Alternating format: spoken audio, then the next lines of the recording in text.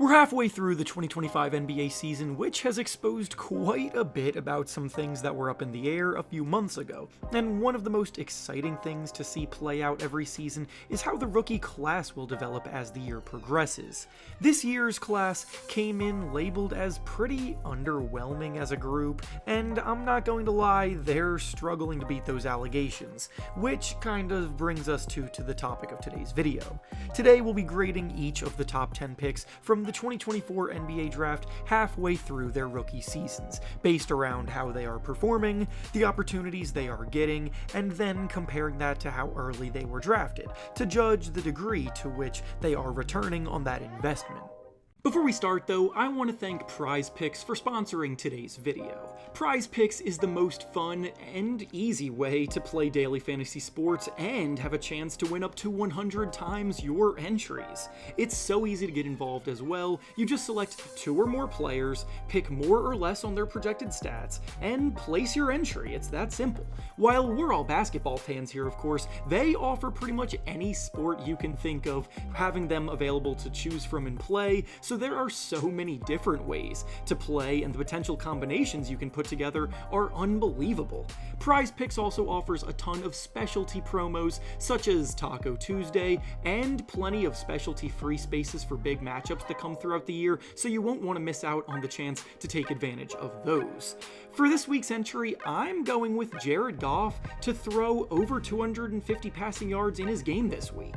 To sign up, go down to the link in the description and use code REFERENCE to take advantage of the offer, where all you have to do is place $5 and get $50 added to your account instantly afterwards. Once again, thank you to Prize Picks for sponsoring the video. Now let's get back to the topic at hand. Starting with Zaccharie Risacher, who was the first pick made by the Atlanta Hawks, his grade halfway through his rookie season is a C. Risacher has been one of the most underwhelming number 1 picks since Markelle Fultz, and while he's carving out a solid role in Atlanta's rotation as a two-way wing, filling the gaps and serving as a role player that can give them some quality minutes, that's just not good enough for the first name off the board. I couldn't even call him a 3-and-D role player in good faith because he's shooting a pretty terrible 28% from 3 this season.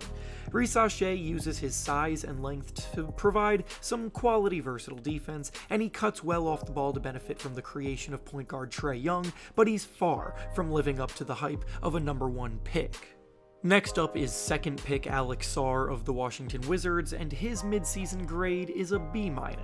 Sarr also hasn't necessarily been soaring out of the gate to start his career, but he has been a bit better than Risacher in some important areas. Sarr is averaging about 12 points and 7 rebounds per game, which is good compared to the other rookies in this class, but decent objectively speaking. And what actually stands out the most is that he ranks in the top 10 of the league in blocks per game so far, swatting 1.5 shots per game as well.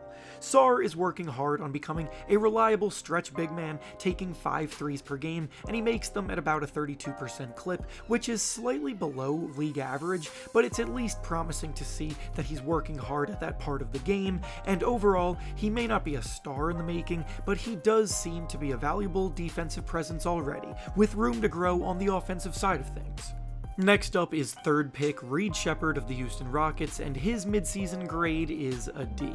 Shepard entered the year as one of the heavy favorites to win the Rookie of the Year award after an outstanding showing in the Summer League, yet he still, halfway through the season, hasn't even been able to crack the team's rotation on anything close to a regular basis. Most of his appearances come in very brief spurts or in garbage time. He's averaging just 3 points per game, and he's not even shooting the ball that well in the chances that he does get.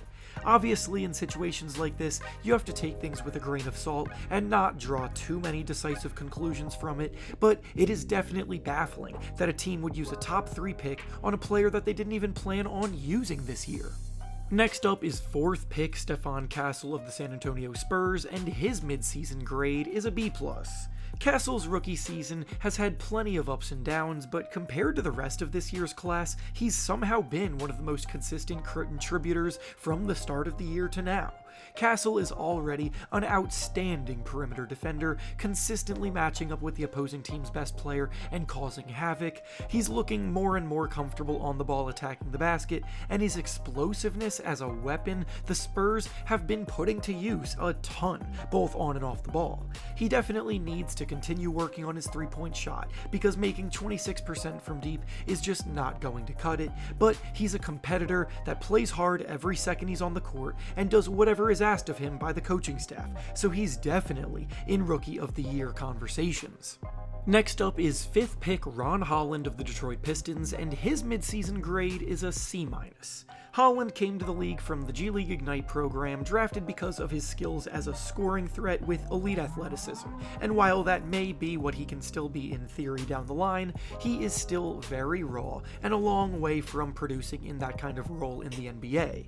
Holland is one of the worst shooters in the league, unfortunately, making just 24% of his threes, and while he has been a terrific finisher around the basket, he needs to pose more of a threat from the outside to open up the rest of his game.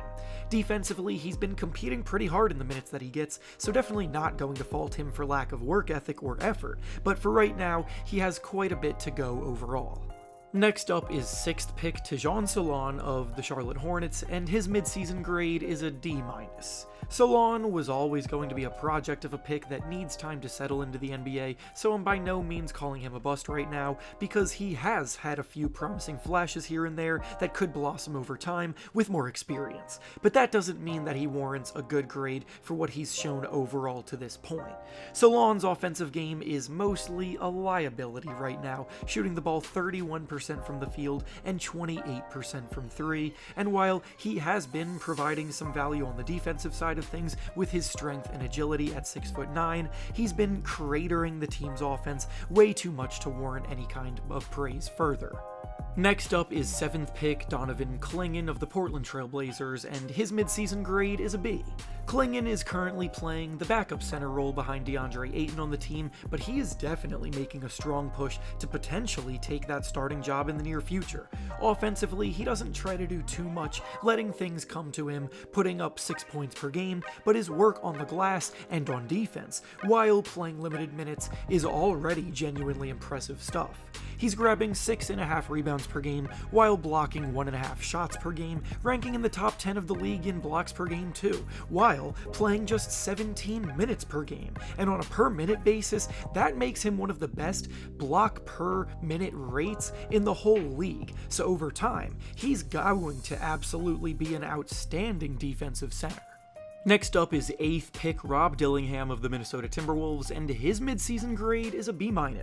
Dillingham hasn't been a consistent part of the Timberwolves rotation this season, and he's also struggled with a few injuries, but in the opportunities that he has gotten, he's looked really good and his confidence is growing game by game.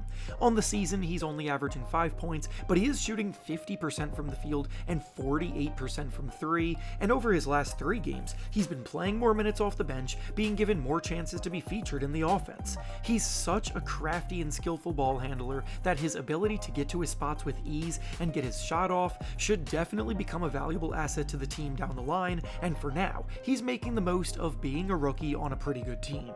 Next up is 9th pick Zack Edy of the Memphis Grizzlies, and his midseason grade is a B+. Zack Edy came into the league and immediately has become one of the most consistent contributors in this class, but with him, both the strengths and the weaknesses that we knew about him as a prospect have been pretty glaring.